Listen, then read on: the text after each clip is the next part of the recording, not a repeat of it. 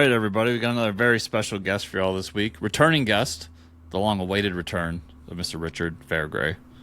Welcome, Hello. Richard. How long has it been since I've been here? It's been a while. It's been a minute, yeah, at least a Been year. yeah, Oh wow. it's Okay. been more than 3 months. I know that because Okay. I would Because I've put out like what 11 books since. I think yeah. over the summer I tried contacting you, but you were doing like a con every weekend or every other Yeah. weekend or something. Well, I did the normal amount last year. I did 33, like everyone else. Yeah, of course, yeah, And so classic. this year I'm only doing 30. Oh, well, at least you gave yourself a break. Yeah. Yeah. Yeah, Yeah. Because I got to it's like do a month in New Zealand this year, so I'm missing a bunch of cons for that. And then I've decided I'm only going to go to Paris twice. That's so important. You can't go to Paris too many times. yeah, it kind of loses its flair. I don't know. Well, no, because here's the thing about you got to time your Paris trips. Because what I discovered last time I was there, I became friends with some crime guys, and Crime guys, as did one you does. know, did you know that Paris is just full of secret catacombs? I I did know that. I've always wanted to Yeah, visit. so Yeah. I now have like a little bit of access to those, but you got to go in summer because if you go in the rainy season, they can fill up with water in about 20 minutes, and then you'll just definitely die. Oh yeah. And I don't. That's not like I know how I want to die pretty solidly. Um, so it's not drowning underground in Paris for certain. No. Yeah. Drowning seems like just about the worst way to go. I've heard it's really good, Yeah? and as I say that out loud, I Drowning realize that victims the people reporting on it have are told you. unreliable Yeah. for a number of reasons. But I saw the dude. He looked fine. I, I was talking to this really wet ghost. Um, no, it's apparently like once your lungs fill with water, your brain goes into like a state of euphoria. Hmm. Okay. So Yeah. So it just releases your endorphins or whatever because it's like, well, yeah. time's up, so might as well just flood your brain with the best stuff. Do you guys have like a preferred way of dying? Um.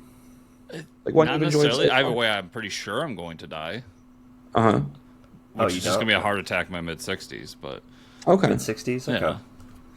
I think, like, I mean, my wife and I argue about this all the time that I want to go first, and she's like, no, I want to go first, and it's like, well, I'm older, The so classic murder-suicide dilemma. yeah, because people watch The Notebook and they think it's like heartbreaking and a lovely story, and it's like, no, it's just, you know, partners are always arguing which one gets to go first, because the one who's left around surely gets the worst, the shortest end of the stick there, or the short draw, but.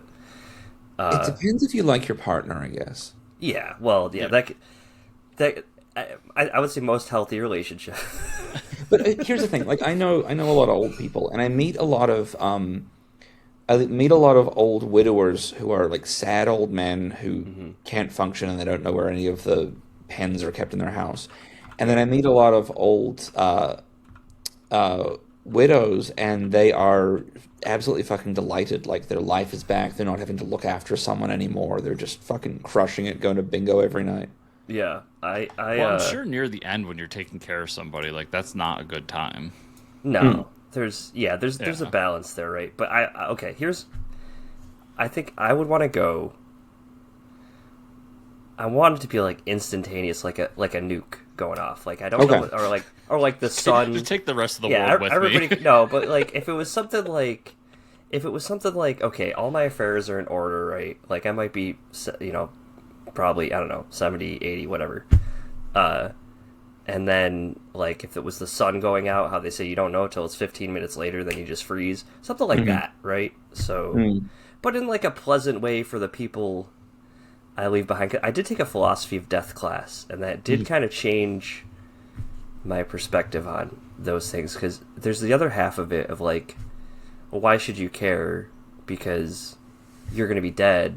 You shouldn't care about what everybody else around you is going to have to deal with, right? There's a whole Yeah. philosophy of that. So, and then I don't know, but I basically, as long as I don't go before my parents, the only person that I feel bad for is Sam. yeah, Like, right, like, she has to deal with it, and that's yeah, about the only person who's probably going to care. yeah, I think I would care a little bit. Yeah. I mean, like that's yeah. And that's awful because we just established he's coming like a solid 20 years before you if you were doing Yeah, I know. And I was like a little bit. Like, how is this podcast going to function? No, it's not. It's we didn't. I don't think we've ever planned the long term. Okay, like Retirement. off the top of your head, which indie comic podcast would you want to be your new co-host? Well, no. Now there's so many comic book podcasts with famous comic book people. No, you can't have a famous one. No. You're not there yet. Like All that's right. that's the goal. You want to get your podcast successful enough that you can get a famous co-host when one of you dies. I'm a big fan of Mr. Fling. Oh yeah, that's good energy. Yeah, because he can talk about it. That guy can talk about anything. Because surely, like, 80 years in, you're gonna be like, okay, maybe we should talk about something else today. And yeah, that guy can. He's pretty good. He could just chat it up. Just between us, do any of us think that Tim Fling is gonna outlive Tim, him? yeah. Are we gonna? We're all gonna outlive Tim, right? I mean, no offense to him, I would hope so. Yeah, I'd say we're all fairly younger than Because isn't Tim. he in his 50s? Sorry, I said Pete. Yeah. I think he's at least in his 50s, maybe even 60s. But he also was he was a rock star for a while, so I feel like that sheds a few years. You know, like. Or it can add though, like Or your can body add, just might be immune to drugs. Yeah, you just be pickled for a while. Yeah. I don't know. Yeah. I want to freeze to death because I've never been cold enough in my life. Just absolutely never felt cold enough to be happy. And I figure like freezing to death means that I reach the absolute perfect point on the way out. Mm-hmm. But I also would you want to be put in like a cryogenic chamber? No, I kind of think like once I know I'm going to die, I'd like to strip off naked and go and sit in like the alcohol freezer at a grocery store and just like build a fortress of beer around me and just Someone finds you I eventually. watch a movie and drink some vodka. And like some college kid stocking up for a party walks in, takes a 30 rack away, and your head pops out. Yeah, exactly that. And like I could give him like some cool life advice on my way. Yeah. I was at the third Twilight movie. This is obviously years ago, and it was 10 a.m. on a Thursday, I think, and it was just me and this one other old dude in the theater. And he was like maybe 4 rows behind me. And about 20 minutes in, I just hear this noise. He goes, ugh. And I was like, yeah, you get it, buddy. Like, you do you. Yeah. Enjoy Twilight more than anyone ever has. Yeah. Except then on the way out, it turns out he'd actually died. Oh, geez. And I think about him all the time because, like, what a fucking cool way to be a ghost where, like, your unfinished business is 2.5 Twilight movies. Oh, yeah. So maybe Some would say that's that how- might be for the best. No, because, like, look, 1 and 3 are pretty good. 2, 4, and 5 are kind of dog shit. But, like, 4 is better than 5. But still, just the idea that, like, the thing you have to deal with is watching a movie really excites me. But what if that theater never shows Twilight in that exact theater again? Like, can you move to all the theaters in the movie theater? Like, Or is that you just Well- get to watch multiplex? movies all the time, right? Now, look, I don't want to tread on my own bit here because I have actually had a ghost who was halfway through a movie in a Blastosaurus issue, and his whole thing was that he couldn't pick up the DVD to put it in the player. Oh, yeah. And they put it in the player for him, and he finally thinks he's going to get a pass over, but then he gets bored and he leaves, and stays a ghost. Damn. So I just want to get back to the Catacombs thing. Mm-hmm. Because the Catacombs have always fascinated me. So you made friends. We're back in Paris. You made friends with Some crime guys. criminals. Okay. Yeah. Crime guys. I don't know if I'd say like Not you know, criminals. Crime makes them guys. Crime sound guys are way like cooler.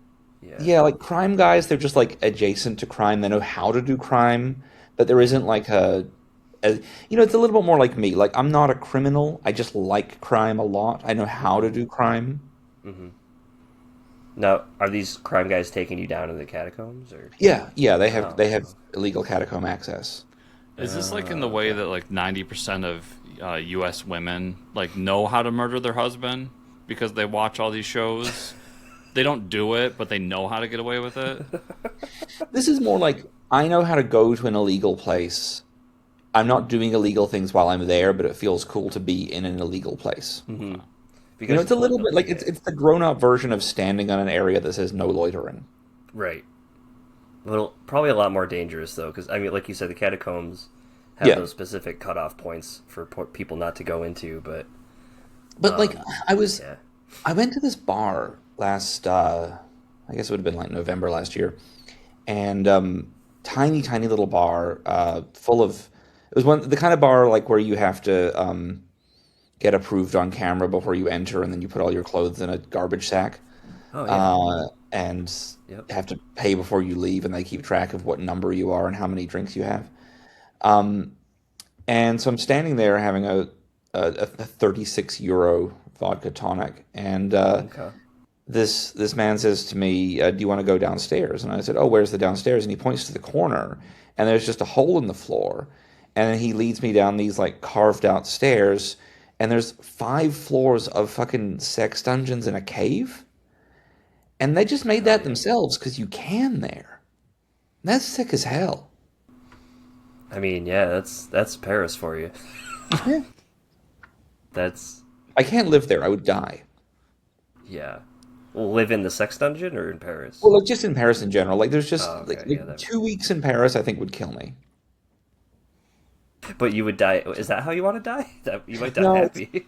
it's a little bit like you know how in New Orleans the bars are allowed to be open 24 hours. Oh yeah. I can Gets a also little not live grimy. in New Orleans. Like Yeah. like I was there for a con a few weeks ago, and I found this one bar that allows adult activities in every possible place, Nice. and some truly filthy things were happening. I met on the first night I was there. I got into an intense like competition with an elderly man about who knew more about World War II museums, and I fucking smoked him. There's some good ones in New Orleans too. That's There New are, Orleans and sex bars. There you go. yeah, Sex bars and World War II museums. and I love World War II museums. That's like one of my favorite things to visit when I travel. But long story longer, I ended up spending like 43 hours at this bar across the 5 days that I was in town. And Awesome. I got back to my hotel at like 4 a.m. and I was like feeling like, oh shit, tomorrow's going to be a rough day at the con. And I crept in quietly because I was sharing the hotel room and the lights were all on and no one else was there. And then the other two I was sharing the room with stumbled in at like 5:42 carrying a 5 pound tray of lasagna that they'd bought because it was about to be thrown out, and they sat there like fucking Garfield people on the bed and ate it and then were late for the show, and I was on time because I know how to live. Wow. One of those people was definitely Trevor. Definitely, yeah. Of course. That's amazing. Probably the best lasagna of his life, to be honest. Uh, that the catacombs thing's always fascinated, but like New Orleans, I think my first introduction to New Orleans was I walked down to Bourbon Street, and there was just a dude pissing in the middle of the street, and I was like, "Yep, here we are. This is Yeah. it. This is the party." I was Yeah. I was at a McDonald's in Hollywood. This is like a couple of years back, and I look out and there's these two old men pissing on each other in the parking lot, and this old lady is filming them. Oh hell yeah. And they're trying to basically they're trying to create the golden arches with their piss. Oh my And god. the old woman looks at me and goes, "Don't worry, honey, it's for TikTok." And I was like, "This Oh, is none of my business," and I'm just delighted that it happened. So, because you're very. I mean, I'd be worried that thousands and millions of people would be able to see that. That's what? See me staring? No, see two old men recreate the golden arches. Can you imagine scrolling through TikTok and seeing that, and then you just see Richard walking in the background somewhere, Yeah. like it's no big deal. Like, Yep. I mean, There are yeah. a shocking number of TikToks on Hollywood Boulevard that feature me walking through them on my way to or from work at weird times of the day. And people will like send me them being like, "Hey, is this you?" I'm like, "Yes, you now know where I live. Thank you." Yep. From what I hear about Hollywood Boulevard, I mean, two men pissing on each other isn't that much of a. No, not at all. No. It's like a Tuesday, right? I mean, But it was just really beautiful that they were like coordinating it and trying to like they were really focused on trying to get the same level of pressure to create Yeah. symmetry. And I think that's really special. and And curvature. That's young people would just have one person pissing and just on one side and then the other and then, oh yeah, splice edit it it that. Yeah, together. that's the yeah. But these That's old not hard. men, they were traditionalists. I didn't mention it was Scorsese and Spielberg. I don't know if I Oh well, mentioned okay. that. Well, that now I should have said that up now top. makes sense. Now Actually, I understand. just gonna write down Scorsese and Spielberg pissing on each other as like a new fantasy for myself. Pretty good. It's pretty good. I just really unlocked something. Oh my god. I'm gonna need a minute. Yeah. You can just let that one marinate for a second. We'll give you. Oh, wow. Should we talk about comics? I mean, we could. Well, Yeah. I I have would a new love book. to. I would love to start this, kind of as a ease into comics. You've Uh-huh. been doing a lot of cons, and you've been posting a lot of, as you like to call them, dick pics. Mm-hmm. Which, for everybody out there, we're talking about pictures of dicks that Richard is drawing at the cons. Yeah. Where did this come from? Like, I love the idea, but where did you come up with the idea to do this? So obviously I've been drawing dicks my whole life, and in my memoir in Octopus, there's only one dick in the entire book. I think you see two butts and one dick, and somebody made some mention of how there weren't enough dicks in this book to justify it, and so every time I sold a copy of the book, I would do a little dick remark inside it, and it kind of became a thing that was known that I would do, and I was at a show in Toronto last year, and we were at an after-party event thing called Comics and Cocktails, where a bunch of fans were there with posters for the show, getting us all to sign them. And this guy said, "Can you draw something on my poster?" I said, "What do you want me to draw?" And my friend Aaron, who's the guy who does Effin' Birds, Aaron Reynolds, he leans back in his chair and just says, "Richard's really good at drawing dicks." And I drew 57 dicks on Fan Expo posters that night. And then the next day, we ran out of coffee in the green room, and so Aaron drew a bird on a cup, and I drew a dick on a cup, and we put up a sign saying, "Bring us a small black coffee, and you can have this cup." And then it became a competition to see who would get the most free coffees. I got 16, and he got like 23, because people apparently like birds more than dicks, which is insane. I don't But believe that, but all right. I think people like Aaron more than me is really the lesson. Okay. But then just from there, I just put up a sign at the next show in Cleveland that just said "Dick Pics by request, $20," and I think I sold 93 that weekend. Oh my god. And I would have like 5 or 6 on hand. Some of them, always realistic, always drawn with love. My whole thing is I want you to have a dick pic you can be proud of for a change. And then a handful of them are like on theme or in costume. Yeah. I think the first one I did, the first kind of themed one I did was Mr. Potato Dick, which obviously you can imagine that for yourself. And then I did a D-Rex instead of a T-Rex. And I started putting like dick heads on cats and things like that. And I started finding there was a really even split between whether people wanted like a funny one or just like a fucking sick hog, Right. Detail. And yeah, and it just really worked. And it's been, 10 months, and it is 40% of my income at this point. I have 2 books out. I've got the Little Book of Superhero Dicks, and then Dick or Treat, the 31 Dicks of Cocktober. The next book is Dixar, the Dicks of Pixar. God. Very excited. The cover for that, it's a watercolor painting of Carl with a single balloon tied around his penis, and it just says, "Ready to disappoint his wife one more time." Oh my god. I'm going to be a billionaire. You don't understand. This stuff writes itself. We're in development on a card game and a board game, and there will be enamel pins and pop-up hat things and patches and stickers and all the other things that you want to have dicks on. Well, so I remember the one that like stuck with me because I just think it's hilarious how you did it was the Green Lantern dick.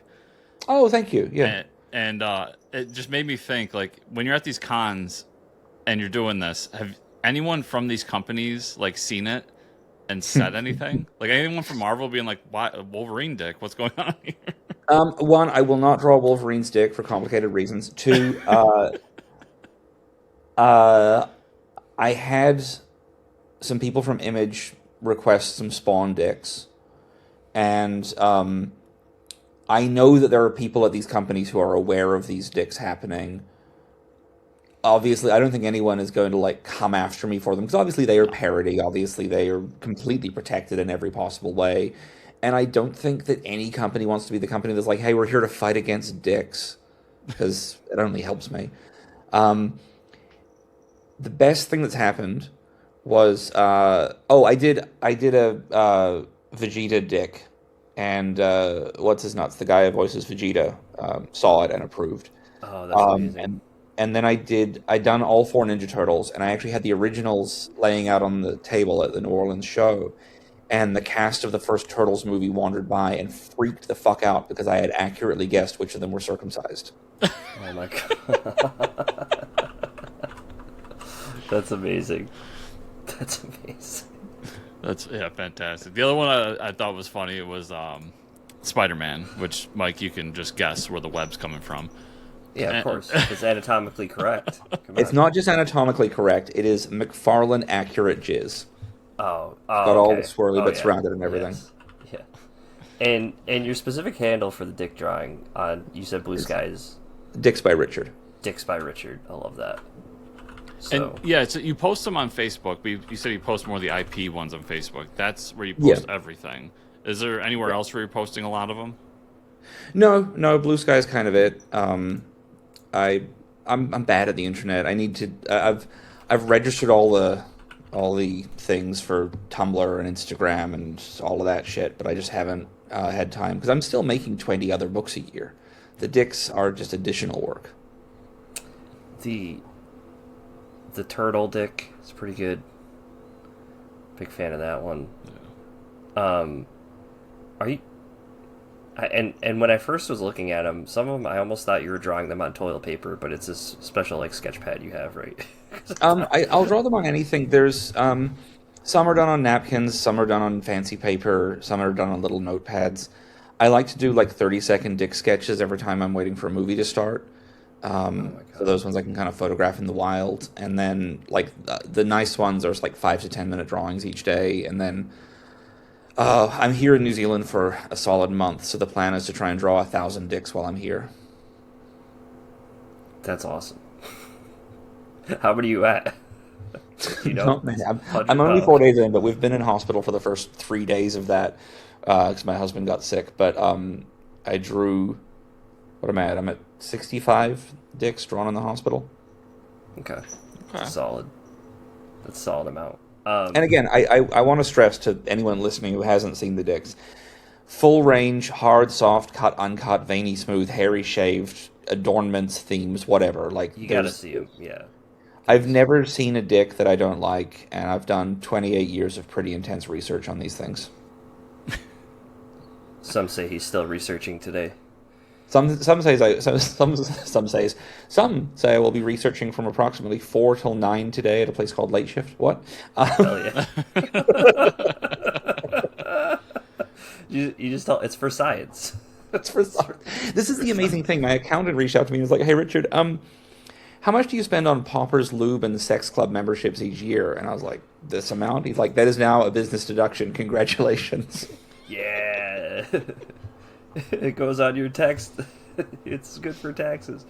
I think it's awesome that like when you did the little book of superhero dicks, you had the link as dickstarter.net, but it obviously brought you to Kickstarter. I wish I had Dickstarter.com. Someone else snagged Dickstarter.com. Yeah. That will break my heart forever. That's a pretty good one. One. I have really bad luck. Every time I get drunk and buy a website, I then never come up with something good enough for it. I had horsegoogle.org for a year, and that's a powerful fucking IP address or web address, and I never figured out like what the bit was. So what it did is if you went there, it would just redirect you to a Google search for horses near me, which I think is a helpful service, obviously. Yeah. And then right after it expired, my friend was like, "Why didn't you just have someone code it so it would look like Google, but when you searched anything, it would automatically add the word horse to the search?" And I was like, "That is so much funnier." Yeah. That is... he's better at this than me. I used to have mouthandbuttstuff.church, and I had sandwich.guru for a while, but he has penis.photos, and nothing's going to be there. Yeah, penis.photos. I keep trying to convince him to set up an email server for it. That's amazing. What you could do is upload all your dick pics to there, and then have them like randomly send them to people every day. Currently, penis.photos redirects to the Instagram account for notable creator Lan Pitts. See, I found out recently, and don't ask me how I found this out, but that OnlyFans wants to get away from porn. They want to like do more creator stuff. So they actually paid like Oh wow. yeah, they paid like some comedians to post on there and a few other things. Obviously, it's not working. But now all I can think is if you just did like your drawings, like people pay $1 to get on your OnlyFans, but it's just your dick pics that you're drawing. I would love that. That would be a I funny would genuinely, bit. I would enjoy that a lot. I finally charged my iPad for the first time in 6 years to see if I can draw digitally while I'm out and about. Because if I can draw dicks digitally, I can upload videos of me drawing the dicks, and I think that will be something people would really engage with. Like watch the dick grow, you know. That's pretty There's cool. the Richard Fairgray OnlyFans account. You drawing dicks and posting the pictures. The videos of the dicks being created. A friend of mine is on OnlyFans, and she was like, "Richard, I'm bored of this. I want to make it into art." And we never actually managed to get it done. But the plan was that she was gonna just fuck herself on a couch with whatever she would fuck herself with, and I would be in the background. My husband would be in the background making breakfast or arranging flowers, and I would be drawing pictures of the Ninja Turtles, and then she would sell the original art. We just never managed to make it happen somehow. That would work though. There's so many layers to that to just work. Yeah. I know. Yeah. it Everything really- everyone likes: breakfast, turtles. yeah, checks all the boxes. Yeah. And then somebody can get a piece of art at the end of it. Yeah, and a souvenir all in one. That's amazing. So the next Kickstarter we can expect from you is going to be dick related. I hope. Nope. Oh, okay. Well, we could talk about what you took because that just wrapped up, right? So what you took wrapped up last week. Yeah. It's my 9th of my 100-page horror books that I've done in the past year. It's a little horror story about a woman going to visit her ex to ask for her stuff back, specifically all of the little pieces of herself that he picked away at during their relationship.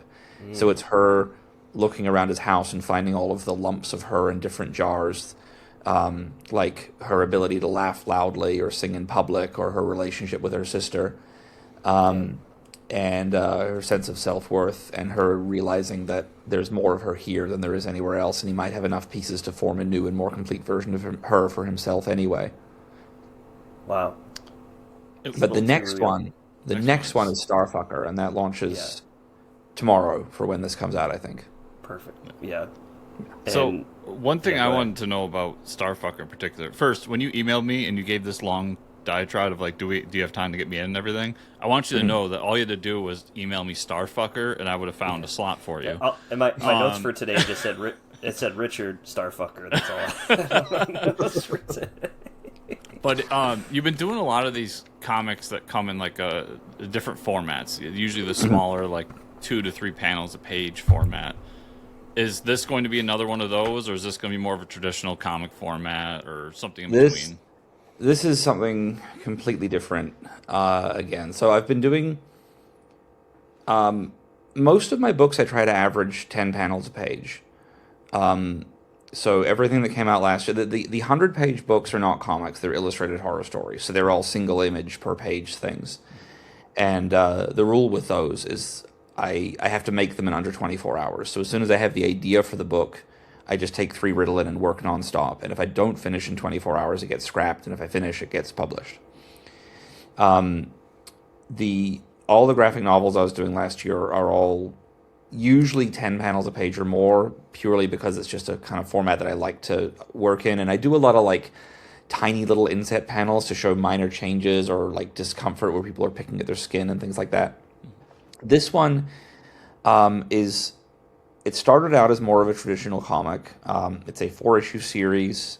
It has a very clear narrative to it. You know, it's based in a mixture of the real world and some supernatural stuff.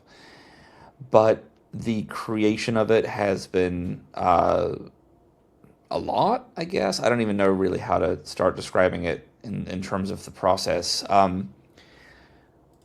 I'll start with concept, okay? So it's a story about an ageless being made of pure inspiration. She is what the muses are based on. Like, they are derivative of her. She is older than that. She is different than that.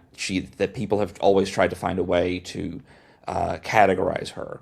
and people like her. And her immortality is linked to her ability to be abstracted by the work. So she's in paintings and in songs and in poems and in whatever else, but always as the inspiration for something, or distorted by the fact of like creation, right? And so in this modern day where everyone has like hyper oversight from social media and government and every photo from every angle that we could possibly exist in, she's becoming more solid, she's becoming more limited, and she doesn't realize that she's basically become mortal. And this coincides with her husband, who is a very famous musician, who has just killed himself and announced in his note to his fans that he feels like none of his ideas were his own. So she is dealing with this extreme grief, having lost like the first person that she ever truly loved, having lost, this companion that was meant to be with her for decades as she became mortal, and dealing with the fact that maybe it was her fault on some level for giving him the inspiration, or him feeling like his ideas weren't real because he had understood what she was. And at the same time as all of that, the entire world fucking hates her because they loved him. And I don't know if you know this, but sometimes women get blamed for things when people are trying to not, Yeah, I know. I tried to mansplain it to someone earlier, and they didn't get it because they didn't know what mansplaining was. So I had to explain that to her first. Yeah, you have to explain mansplaining and then mansplain. Yeah, that's the best part. Yeah, so it's this sort of like it's all, most of it takes place on starting with her reading the note that he left to the fans at a candlelight vigil at the La Brea Tar Pits, where somebody hurls, blaming her, hurls one of the cup with the melted wax and the candle in it, and it hits her on her face and horribly disfigures her. And she obviously heals very quickly, but has to get out of sight to do it.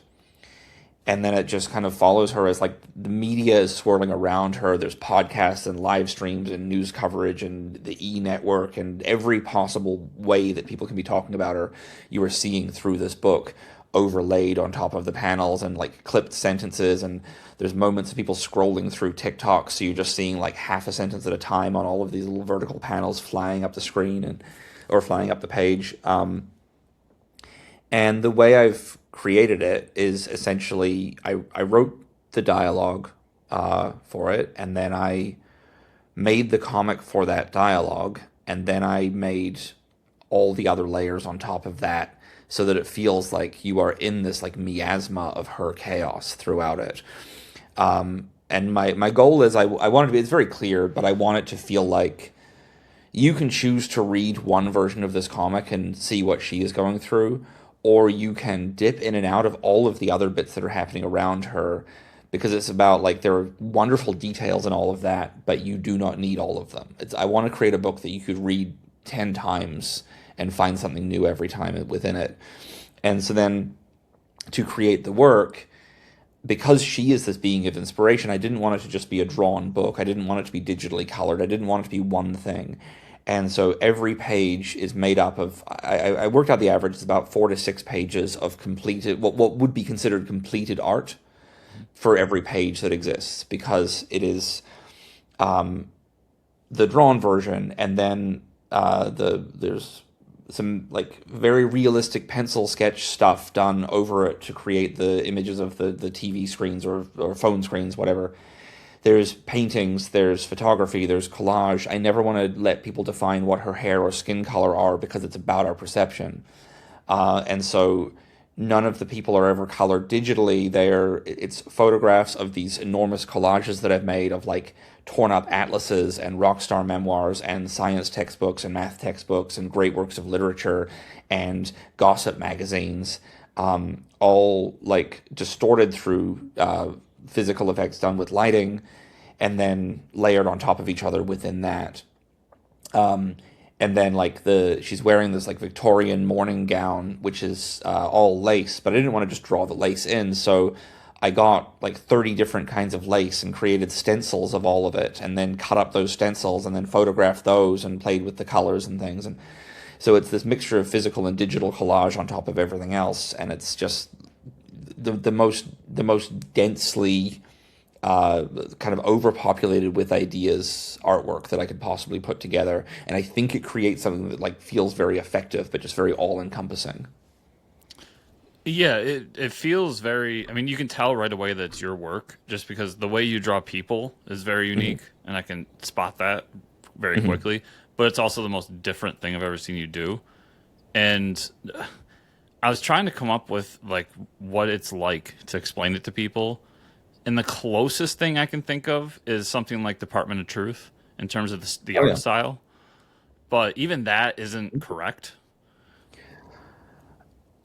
yeah, Yeah, yeah. I mean, I think like I love Department of Truth. I love the look of that. I yeah, think that's a little bit more like we know which panel is which panel. Whereas with this, yeah. there's a lot more of a sort of swirling. There's a page in the first issue where I wanted to capture one moment where a lot of dialogue was happening, and so it's actually I drew one picture, and then I scanned that, did whatever digital alteration I had to do to add some of the pencil layers, some of the other things, put in all the lace, and then printed that out, wrapped it around two champagne glasses, filled those with bubbly champagne, and then my husband had his fingers in the glasses, wiggling the champagne while I photographed it over and over again. So then the rest of the panels are all just the wibbly wobbly version of the previous thing through the champagne, so that you know that like this is happening over the course of one drink. Yeah. And again, my only goal is never lose clarity. The story has to flow through, even if Right. the character isn't feeling clear, if the character is feeling in this fog, I want you to be in that fog, but I don't want you to not know why you're in that fog. That's really cool. Yeah, it's.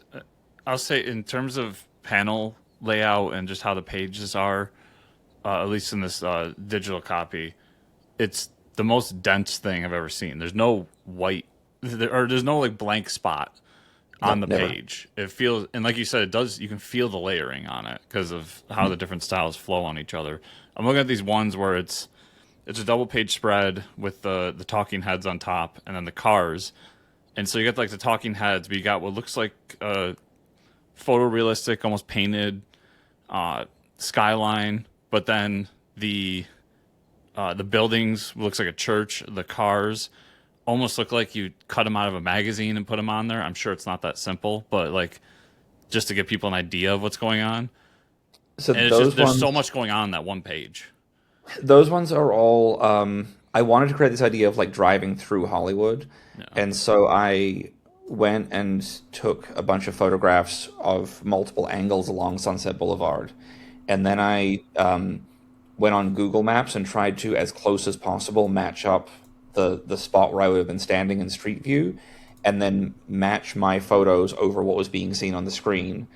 And then I turned up the contrast on the two, set them to a hard light layer filter, and then printed those out and basically traced all of it with like a very like a broken Sharpie that I just kind of jammed into a wall for a while, and then like drew all of it just with dots over a light table, and then cut out those pieces and stuck them all together to create this thing that was essentially a continuous image of Sunset Boulevard where the perspective was changing along the way, and then drew the two images of the car, one side on one from the rear, and placed it over it. Cut that out and placed it over it so that it would kind of create the idea that it's moving through the space. Wha- And see, in the script, it just says they drive through Hollywood. Right.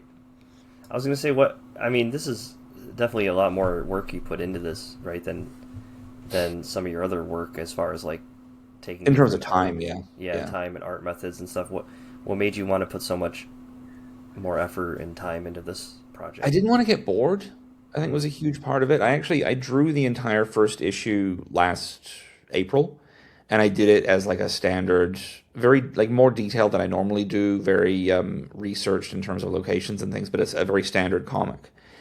And I was looking at it thinking like, why would if this woman is meant to be leaking inspiration as she breaks down, why is that affecting only the characters within it? I had a lot more little like side stories going on in that version where you would follow these, like the driver of the limo gets out and starts painting a mural on the roof, and her house is filled with like other mourning friends, and they all start like fucking and painting each other.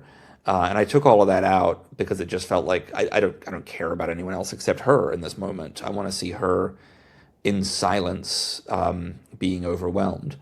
And I looked at it and I thought, like, if it's affecting all these, if it's not going to be affecting any of these people, shouldn't it at least affect me?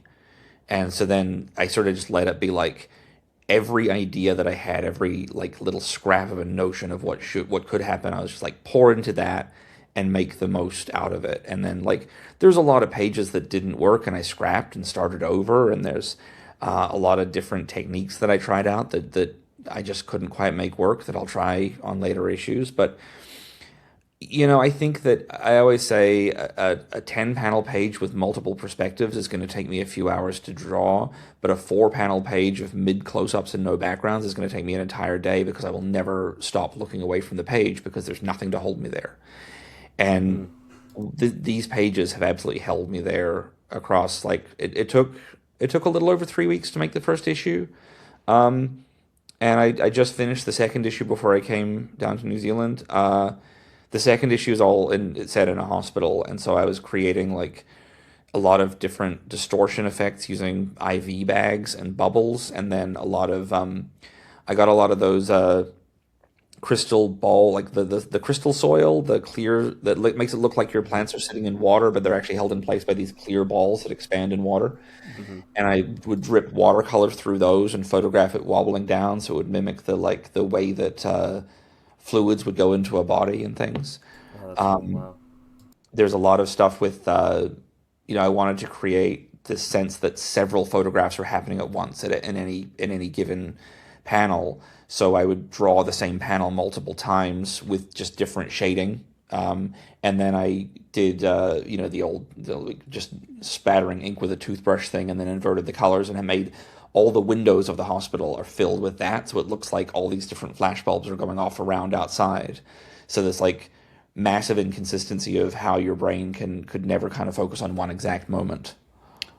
So, you're doing all this stuff. What's the thing you did that you're like, oh, I think if I try this, it'll cause this cool effect, and then when you got done with it, you're like, well, that just didn't work. Was there anything that you like can think of, or the one that like frustrated you the most along the way? Yeah, the page where she's on fire, where she's standing on stage and she's like fully on fire. I had spent a really long time creating all these different angles for her to be on fire from, and the one that worked, I think I really like nailed it, which is all done with it's actually a bunch of paintings of fire that I'd done, and then I scrunched up a bunch of squares of paper and scanned the scrunched up things so all the shadows are on them, and then I overlaid the fire painting on that to put behind her. But all the other angles of it made the squares look weird, and it just didn't work. And so then I realized if I just put the same angle across every cell phone, which takes 1 minute to do, as opposed to I think 2.5 days to do every different version, the 1 minute version looks so much better because it's not actually about what's realistically being seen by all the phones that are being held up. It's about like what she is being represented as in this moment, and the idea that the entire crowd are seeing her as one thing, a witch being burned. And I mean as far as like not coming out as you'd expect, you're still translating that to art that you're drawing, so you can kind of manipulate it if you have to, right? Yeah, I mean, Yeah. a lot of it is, a lot of the stuff that I'm doing gets destroyed in the process, which is also really fun, because it means there's no going back. And I'm not scanning anything. I'm not like, as I make something, it has to be put into something else before it's finished. I can't. There's no undo button on any of these, which is terrifying, but also is creating something very cool. Yeah. Yeah. It sounds like, not to put down any of your past work, because obviously I've been a fan, but it sounds like you're more enthusiastic about this than I've seen you in a while for a project. At I least think I started passionate. finding that look, I had some stuff last year where there were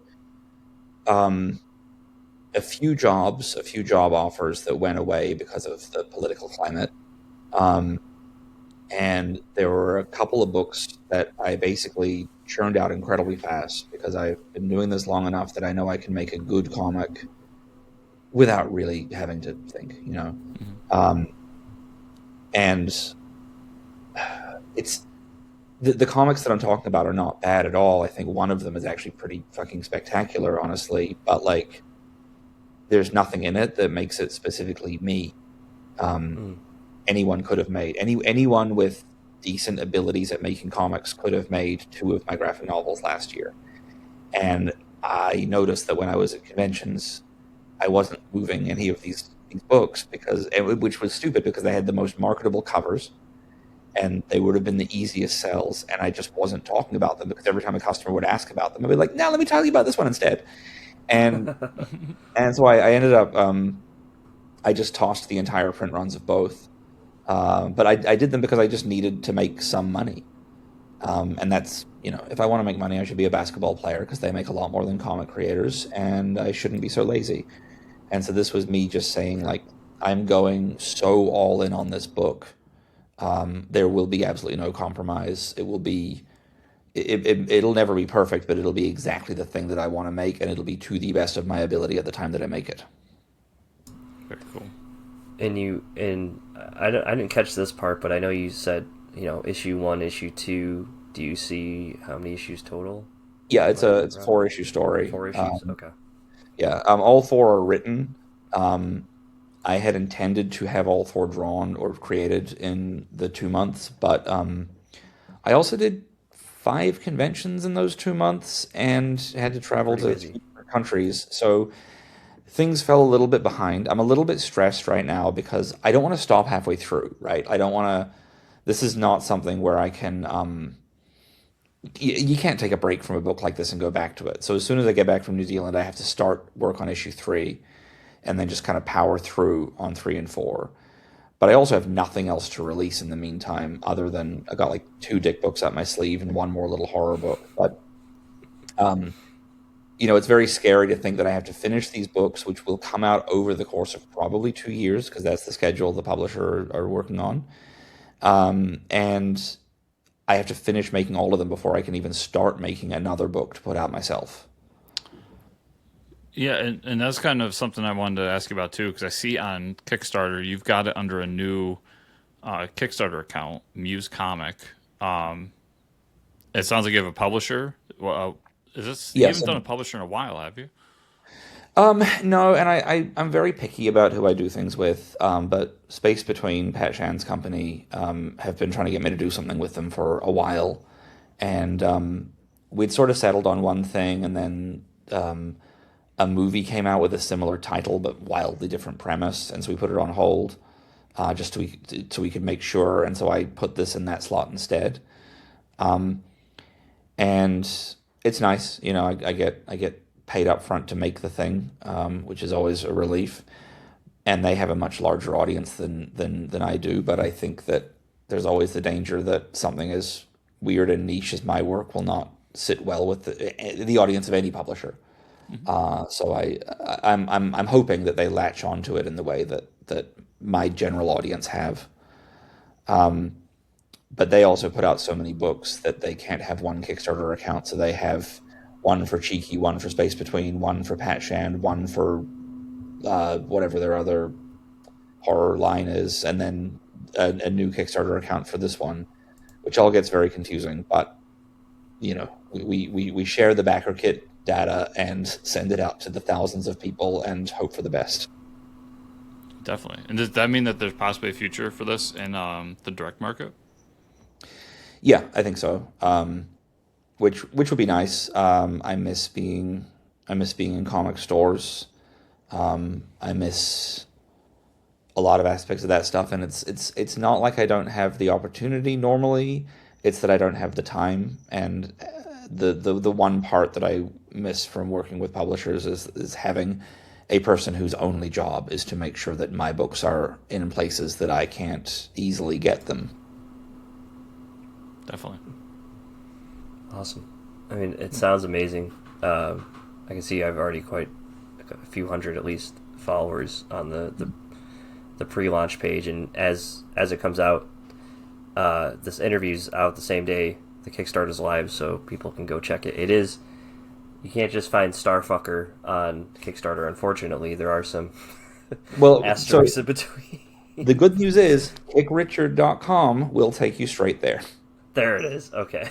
Always kickrichard.com. Kickrichard.com will bring you right there. You can also search Muse Comic, and it'll pop up as well. Or Richard Fairgray is the first thing, at least for me, that popped up. So yeah. Mm-hmm. And the reason... So Starfucker is spelled with 3 asterisks in the place of the U-C-K of fuck. Specifically as a sort of... Like, you know, obviously this book owes a lot to, like, a lot of people, a lot of the way that real celebrities have been treated. The Yoko Ono, Tori Amos, Courtney Love, even Amanda Palmer, despite her problematic awfulness. Like there's so much inspiration from different like incredible people in this story, but the way because so much of it is about the way they're talked about by the media. So I looked at how has the word Starfucker been censored over the years, and that is how People magazine censored the word Starfucker once when talking about Courtney Love. Okay. Interesting. Very good. That's... My cat keeps getting in the desk. Yeah, I think she's excited for the comic too. Richard, I mean, I'm excited for this, and it's always so good to see you and talk to you. I know you've kind of just spilled your whole heart out about this book and the process, but before we wrap up, is there anything you want to say at all about the book before it launches and people can grab it?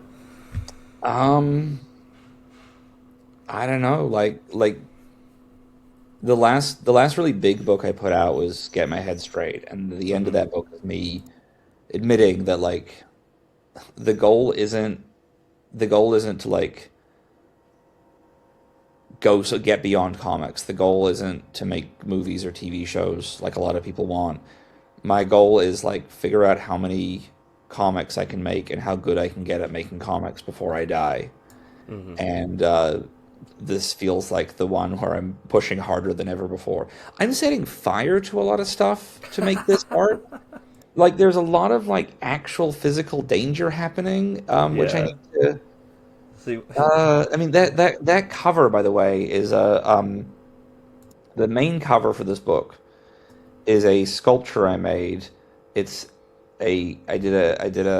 created a mold of my friend's face, cast it in silicon, scooped out the back of it and turned it into an ashtray, and then it's photographed full of cigarette butts on top of a mirror inside one of my dog crates with a tarp laid over it.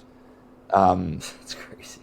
You know, there's nothing easy being done in this whole thing. I'm doing a cover. One of the covers is I literally have made a fake People magazine cover showing her wedding day that with the headline, "Is she just a starfucker?"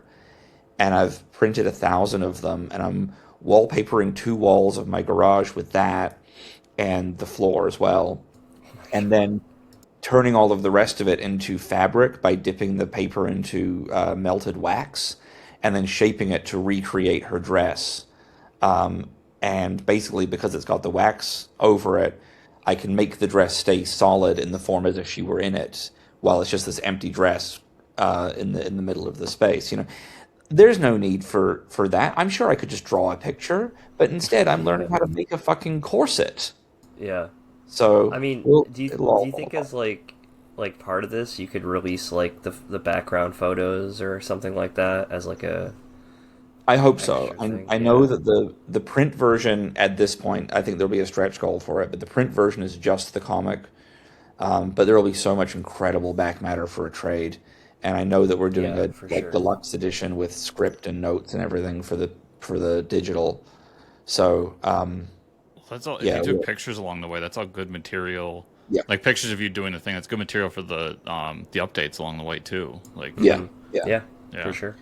I gotta ask before we wrap everything up though. The cigarettes on the cover, what does it say on them? I don't know exactly.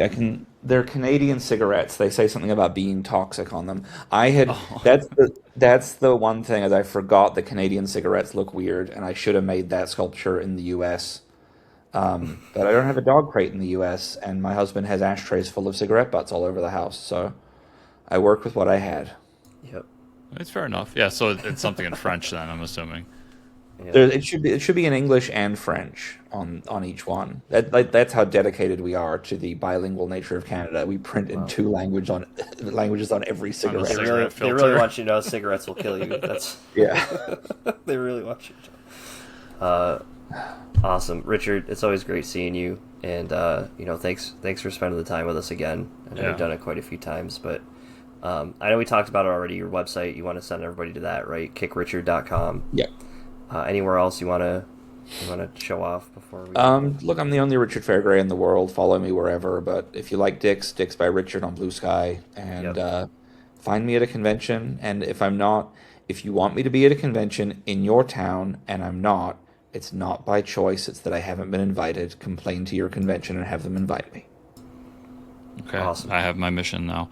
Yep. Everybody, check out the show notes down below for the official links to the Kickstarter page. I'll have some of Richard's social media, so you can go there, check him out, and all of that. So make sure you go down there and check everything out. And Richard, like Mike said, it's always a pleasure, man, and I just appreciate taking the time today and come and chat with us. Yeah, of course. I love being here.